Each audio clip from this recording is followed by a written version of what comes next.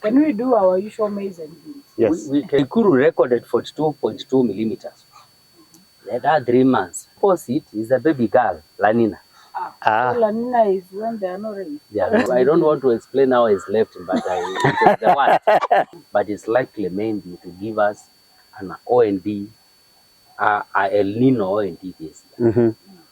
This is beyond facts. Ladies and gentlemen, we are joined by a co-panelist, Madam Lina. You can introduce yourself as we proceed. Hi everyone, my name is Lina Musangi and I'm taking cue from where my colleague Marilyn left. So, Bonambizi. Yes. I believe we've met in many forums discussing rains and Yes. advising farmers on what to do.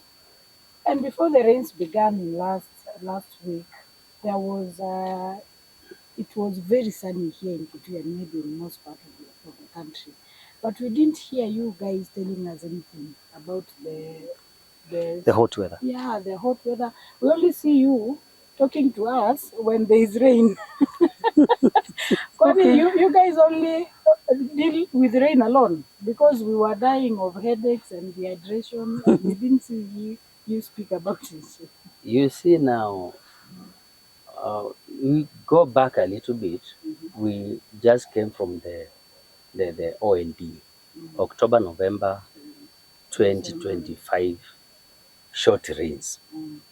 And the performance was very bad, extremely bad, because we only had rains, Matinyani Ward, Kitui Central, Sub-County, part of Juluni that borders Kitui Central, Zambani also benefiting because it's near Kitui Central, and this stretch along from Kitui towards Ikanga, Kisasi, Ikanga, all the way to Simisi, Kanziko, Moda, and a part of Yata up to, even now there are people who are caught up with the rains, harvesting mag beans in Kitui South. But the rest of Kitui, like Kitui East, part of Kitui South, Moda, and parts of Kanziko, and the worst, Kitui West, here in Kaui, Motonguni, the performance was very poor, kwa Mutonga. Kitui West, entire Kitui West, Central, Mwingi North. Seikuru recorded 42.2 millimeters. That 3 months performance of last season, it was generally poor. And now we were in a La Nina, La Nina year. La Nina means depressed rains. It's the opposite of El-Nino. And right now, what causes La Nina is the behavior of the El-Nino Southern Oscillation. It's normally monitored in eastern part of Pacific, around Ecuador, Chile, those areas, Peru. Those are the people who first discovered what El-Nino is. And they gave it a name. It's a Spanish name. Those countries, they speak Spanish. El-Nino means a baby born. And that phenomena is normally observed around December. So having observation seen in December, and that's when Jesus Christ was born. So they decided to name the phenomena based on a baby boy, who is Jesus Christ. So the opposite is a baby girl, La-Nina. So La Nina is when there are no rains. There are no rains. And La-Nina is a baby girl. Not fair. It's not gender sensitive. But the Spanish, I think they have gotten it, and they have convinced the whole globe. So the opposite of El-Nino is. So the baby boy is associated with the rain. So we just came from La-Nina and not yet even moved totally away from it. But now the El-Nino index is around neutral. The Indian Ocean dipole is the behavior of the ocean waters, and in terms of temperature, is also neutral. And now with the MJO, which I said MJO, sitting on our region at phase 2 and 3, that is what has actually caused the rain that we have. Now about the dry and the sunny. Every week I normally release forecast. I don't know whether you're in a forum where I think I normally send to you. Yeah, you send it. Yeah, I receive it. I normally send that information on a weekly basis. And you remember, if you see, apart from the 2 days of last week, that is Sunday and Monday, Tuesday, Wednesday, Thursday, Friday, Saturday, I said sunny and dry, sunny and dry, sunny and dry. I may not have appeared in a camera or somewhere because people are like, that doesn't bother people. They take it as normal. But when the rains happen, there's a lot of like, what is happening? People have been calling me even this morning. I've answered so many calls from very senior people. They are calling me. They want to know, do we continue to plant maize? Do we continue to plant the grass seed? All that kind of story. This morning, even yesterday, even at night, they call me. Others, they text me. Others, we chat up to midnight. Back and alala. So, but when it is sun and dry, it's like to them it's very normal. So that's why you don't maybe hear a lot. But we normally inform people. Even when it is hot, we tell them. You look at I have them there. They're my weekly focus. For the previous weeks, I've been saying sun and dry. And that information I send to the people I've told you in the WhatsApp platform, there are many. I have around 10 of them.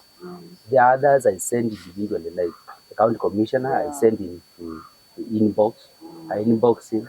Some senior people, the CECs, the CEC of Agriculture is consumer of information, water, special programs and disaster, and environment is also, I sent them about 5-6 CCs and the CEOs who are in livestock, agriculture, disaster, and all those services. And CC, when I sent to him, he's able to send to his deputies, assistant commissioners, up to the village elders. So they are aware of what is happening. They are aware. And when it is hot, you are supposed to take a lot of water and stay in try to avoid walking in the sun if you can. But work under shade if you can. This particular one was very chaotic. It was very hot. Why was it so hot? Normally February is one of the hottest. Actually, very hot month. And why it was hot is because there was a lot of humidity. So that the hot sun plus humid, that again, you see the water particles, the moist particles of moisture in the atmosphere, when they absorb the heat energy, they take longer time to release it. Even at night, you felt it was very hot. Yes. You are like Friday. Hi, Friday it was. I don't want to explain how I slept, but it was the worst. Before the rains came. It was the worst. So and I could tell something is going to happen. Yeah. It was the worst. Even at night, it was uncomfortable. Sure, I didn't cover myself with anything. I don't think whether I wore anything. You finally described. So are we fully moved from this girl child now, the La Nina? We are slowly moving from the girl child misery, because now we are neutral. And normally the goodness with the system, especially where we use the ocean as indicator, because these La Nina things happen in the ocean. The ocean waters, they are good determinant of weather forecasting. Unlike when you use the land mass, because land mass will receive heat energy during the day. Immediately the sun sets, within 1, 2, 3 hours, it loses the heat, and you still begin to feel a bit cold. But the ocean, the water, once they acquire the heat energy, they can take even months before that energy disappears. Generally, there may be slight variation during the day and the night, but the variation is very negligible. So that's why once the phenomena has begin, the system has begin to warm, it will not just make an about that. It will not change like the continental mass. So that's why we are very confident when we are saying, moving from negative to neutral, the next thing we expect to see is moving to the positive phase. And that will maybe likely, but it's not yet time to say it, but it's likely maybe to give us an OND, El-Nino OND this year. But towards December. I am saying it is not yet time. To describe it, to definitely you can see from how the trend is moving from negative, the La Nina, to neutral phase. Next, if it begins to move to the positive, yes, that now we will be able to see some possibility of El-Nino, maybe in our OND 2026. Yes. So, but it is too early. You just described that. Don't quote me there. Yes. We have to do a further analysis. forecasting and the national. For like several months. We are delving further into this wonderful conversation with the director of meteorological department in Kitui County. And Kitui County, granted, shares the same weather patterns with Machakos, part of Machakos and Makueni. All Machakos and Makueni. Yes. Now, talk to farmers about, some of us are farmers, talk to farmers about what to expect after mid-March. Because you've rightfully described this phenomenon as a bonus, as the rainfall is some bonus, some boost. Yeah. Can they go and now plant their favorite crops like maize? Will the rains be enough? Will the rains be enough until May? Can we do our usual maize and beans? Yes. We can do now our usual maize, but also consider this is, we call it long rains, but in reality, it is not long rains. It's normally the MAM rain is the shortest. It's shorter than the October, November, December rains. So even when you consider planting maize, you go for the maize variety that will mature early. Okay. Like Duma 43, we have DH02. We have Sungura. We have the local variety, we call it Makueni or Okinyanya with the red cobs. That one you are guaranteed, you plant it now, you are likely to harvest, to get a good harvest. When it goes to beans, we have the yellow beans, we have the Mesmoja, we have the Nota, we have the green grams. They do very well in Kitui, Makueni, and parts of Machakos. Yes, the mark beans.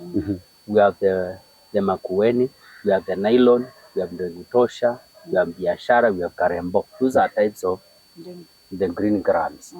Then we have sorghum that also does very well, especially in some parts of Kitui South, Kitui East, Mwingi Central, and the Mwingi North. We have pearl millet, we have sorghum. They do very well.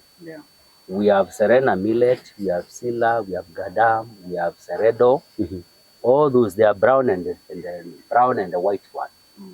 Then you have the pearl millet, around 2 or 3 types. Farmers know them, and they are the local variety that they are used to. We have now the kunde, the cowpeas. Yes. Yes, we have the white with the black eye. We have the brown ones, the small brown ones, the bigger brown ones, the smaller variety, the white and the bigger variety, or the white, they can plant them. Yes. So let me ask. Also, they should not forget to plant grass. Grass. You can plant grass for pasture, because we keep livestock. Yes. With this kind of rain, the waters that you expect to get, if you can grow grass for pasture of your livestock, then that will be very good.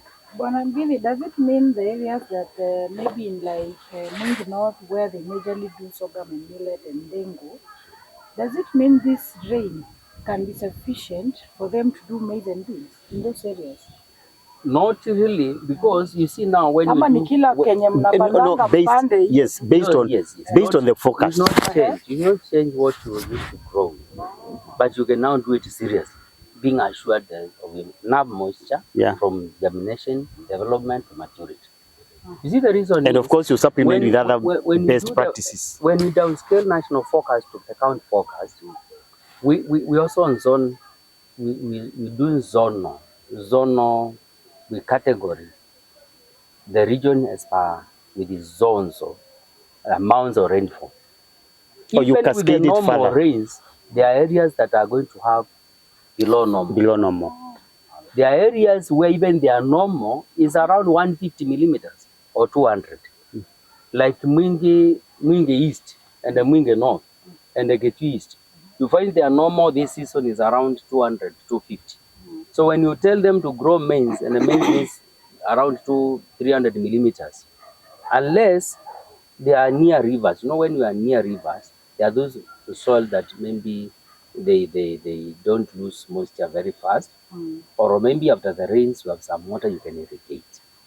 But where you are assured, like around Kitui Central, along the plateau, some areas of Kitui East and Mwingi North, like Mumoni, and the Tharaka, the areas that have good rain. Sure. Not everywhere Tharaka is dry. There are areas with good rains and the Mumoni. There you can grow maize. But remember, because this season is not too long, as the name, it's not as long as the name suggests. It is not the long rains here is just a name. Doesn't mean the rains are low. It's a name with a very different meaning. Yeah. So, Or it means differently to other regions, because you hear people in Central Province, they are relying on this more than December. and the people in West, and even in Western Kenya. and the Western Kenya, this is their long And rain. as we rely in This is December. their long rain. Yes. It's their long rain. Uh-huh. Because actually people in Western plant soya, they will be actually planting in April, around March, April. And their harvesting is around October, November. Yeah. But us, this is it's actually the shortest season. Remember, the rains will end around mid of May. And when they end around mid of May, we don't have rains around the cold season. Yes. We will have drizzle and light rain in the high ground areas. The other rain we shall see is around mid or towards end of October. So you make sure you grow crops that are able to develop and mature in like 2 months. Yes. And those are the ones I've mentioned. The ones I've mentioned. Now talk to us about the comparisons between Kitui as the station that you work and the neighboring stations of Machakos, Makueni, Tana River, and Tharaka Nithi. Especially Kitui compared to Makueni, Machakos, we are normally put under the same zone. It's called Southeastern Lowlands. Yes. Together with Taita Taveta. Oh, Taita Taveta. Tana River is under coastal. And the northeastern and the coastal area. Yes. And the coastal area will have some depressed rains. Oh, this season? Yeah, may not have depressed to maybe near normal. But as our region, initially the forecast was near normal to below normal. But with the boost of MJO and the rains coming in the February, many areas, several areas are likely to get near normal to above normal, and the very few below normal. Very few below normal. And that will be the case with the Machakos, the Makueni, and the parts of Tharaka Nithi that borders between. The other parts of Tharaka Nithi that are in the uplands, like those areas of Mara, Chuka, going towards the Mount Kenya and the Meru. But the ones that border, like Marimanti, Shiagariga, Gatunga, Ngonti, those ones are just bordering our region. May enjoy the same amount of rainfall that you are getting in Kitui. Okay. We saw in the last rainy season, it was mostly it was erratic. Inanyesha hapa, inaruka pale, and farmers were really discouraged. So is there an assurance that these rains that we are experiencing from last weekend will they be evenly erratic? distributed? Will they be even, yeah. We may not say they will be. Actually, the initial forecast was saying the rains will be near normal to below normal for the southeastern lowlands. That's Machakos, Kitui, Makueni, Taita Taveta, with the poor to fair distribution in time and space. In time, it means when the rains begin up to the end. Are we going to have big gaps or small gaps? If their gaps are so many, like we had like Mwingi West, if I use an example of Mwingi West, they plant the areas that they planted 3 times. The others planted 2 times. When the rains began the last week of October, then again, it was an early onset because of a tropical cyclone called Chenge. So they planted. Then it was followed by a dry spell. It was not like this one where we are seeing rains and then we have like 1 or 2 weeks with the rains. It was just 2 or 3 days and then a dry spell of more than 14 days. So the crops dried. Others which had not germinated, they just rot. They rot. Then come to the month of November, there were no rains or very little. Where there was little rain, they planted again. But the moisture was not even enough in some areas to germinate. So majority of it never germinated. Then come to December and the rain comes around 13, another one around 28th, 21st. People still plant. They said now rains have come. They went again to plant. Was it against your advisory? January, no, we told them the rains are going to be poor. poorly distributed, marked with the long dry spells. It was in black and white. The forecast and advisory was in black and white. Okay. I remember I was even here with the CC Agriculture, and he was like, what you are telling us, is it true? And I stood my ground. I told them, it is true. And those who doubt me, we shall compare notes in February when you are harvesting. And you are proven. Go to Mwingi Central and the Mwingi North. You are proven Mwingi right. West, and see what they have harvested. Nothing. Nothing. Go to Kaui and see what they are. Nothing. Nothing. Mutonguni, Migwani, they don't even. You tell them about palm millet and sorghum. They are like, what is that? They are not used. But they planted beans and maize. Nothing. Even maize, they will call them, after you have harvested maize, the stalks, the hay that you get from the fodder that you get from maize to feed your livestock, there was nothing. Wow. So now coming to this season, we are saying now it's poor to fair.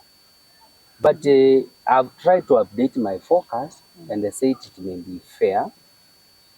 Several places may be likely to be fair to good, and only few will get poor to fair, and those are the ones I'm saying will get depressed or less than 100 millimeters or less than 150 millimeters. So majority of the area will be fair. That means if the dry spell may not go to 2 weeks or may not go up to 3 weeks. If you have a dry spell of 3, 5 days, 10 days, once the crops have grown to some height, they are able to withstand, and they'll be able to withstand the dry spell. Well, yes. There has been an argument on farmers. It is actually a call to farmers. It has been done by a lot of leaders in Kitui, because Kitui, I think, has been identified as a county that does well matters livestock keeping. Yes. Perhaps what do you have to tell farmers, because we've seen perennial crop failure here in Kitui. The same case today, we plant to a point. I think most farmers are giving up because you invest in something that will never, and then after planting your maize and meat becomes food for goats and cows. Maybe with the current climate change, is there a possibility that Kitui will be one time an agricultural food basket? Yeah. With the climate change, we may not see that very soon, because even the climate change is still changing. It has not changed and stopped. The change is still changing. I don't know if that one is understood. The temperatures are still rising. Let me put this. Let me put this differently. There was a report that was released by UNEP, the UN Environment, which was suggesting that Kitui and Samburu may benefit from the changing weather patterns or the changing climate. That Kitui may, in future, Kitui, Samburu, and I don't know which other county, may become food basket, and those places which were cooler may become hotter or change completely. Okay, we still again with the climate change, we can't dispute that. And I think we had that discussion like 2 weeks ago in Naivasha. What happens, like in Kitui, we have in the southeastern lowlands, we have 2 seasons. The long rains that happen in March, April, May, and the short rains of October, November, and December. Normally, we rely on the short rains of October, November, December. When you look at trend analysis of O&D, the decline is a bit sharp over the years, from 1980s coming to 2020. The decline is seen. And is consistent. For O&D, which is been the season that is most relied upon in southeastern lowlands. Come to the long rains, that is MAM, which we generally don't rely much on it. The trend is not changing. It's like actually maintaining. And at sometimes you have a upward shift. But the trend is maintained. If that happens, that it will maintain the normal season for mom, and maybe the trend behaves well towards positive, then we can agree with what you are saying about Samburu and the Kitchen becoming the food basket of Kenya. But then farmers will have to change and they shift Their mindset. the mindset from O&D to MAM. Because normally this year, this season, people don't even cultivate a Yeah. lot. Like those ones in Kitui South who are still harvesting, they are still harvesting. So to them will be like, what is it rains for? I'm still harvesting. And they just plant something small for sustenance. For sustenance, yeah. For sustenance. So they will have to change. And they know now, going forward, our main season now is March, April, May. Okay. But we are not yet there. We are And still doing is there a predictable pattern, like how the April May rains were in the last 2-3 years and how they are likely to be in the next 2-3 years? We still we have a model we have in our department. Is it's actually it's ours. It belongs to Met department. It's called map room, where we are able to predict climate scenarios for maybe several years to come. Yes. And that one can be done.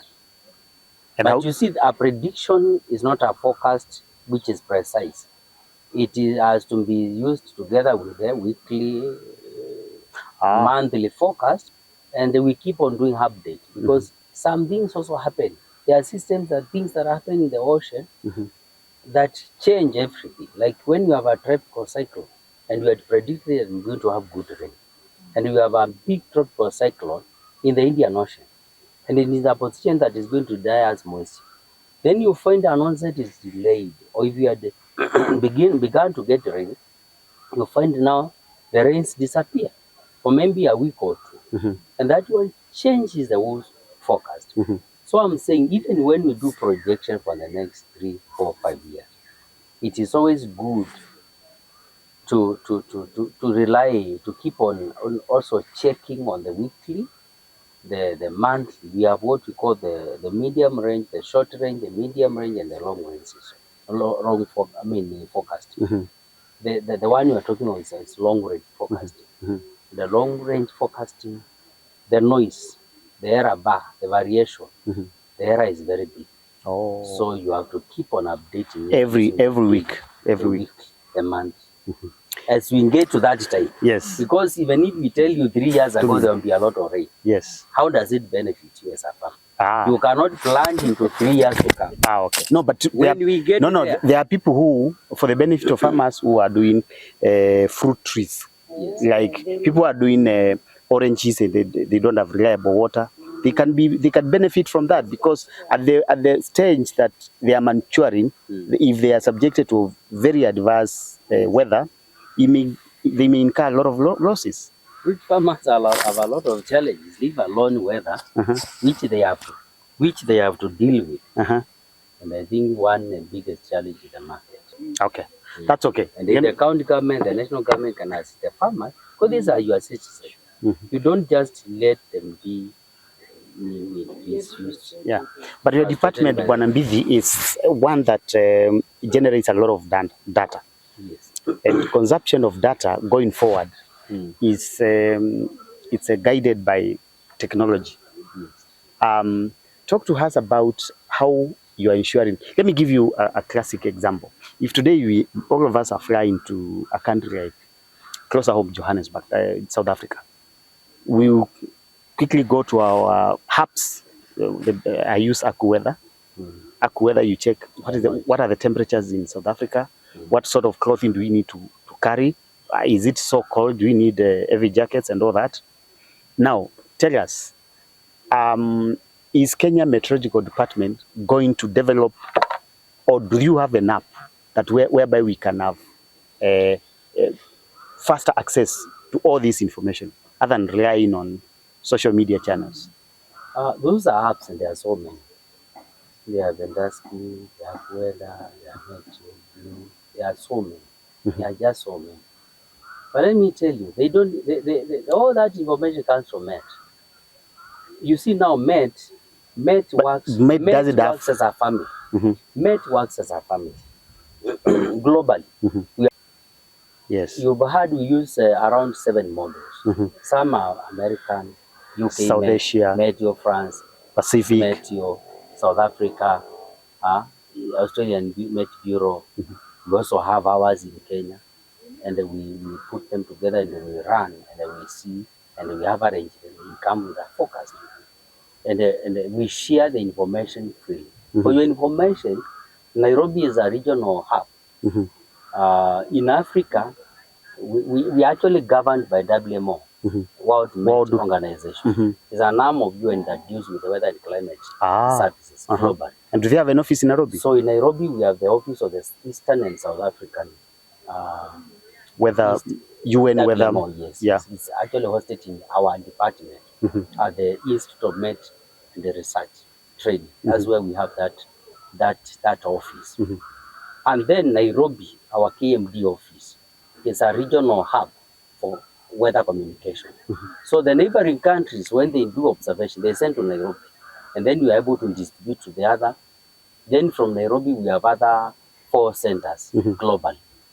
We have Melbourne in Australia, we have Moscow in Russia, we have, is it Washington? The same level of Nairobi? No, those are higher now. They're higher? Yes.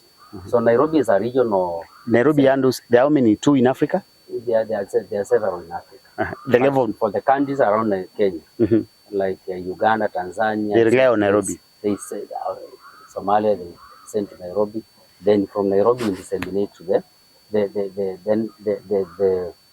we have the global center. Therefore, one I think is in Dakar, Senegal, for Africa. We have Melbourne in Australia. We have Washington, I think Washington DC.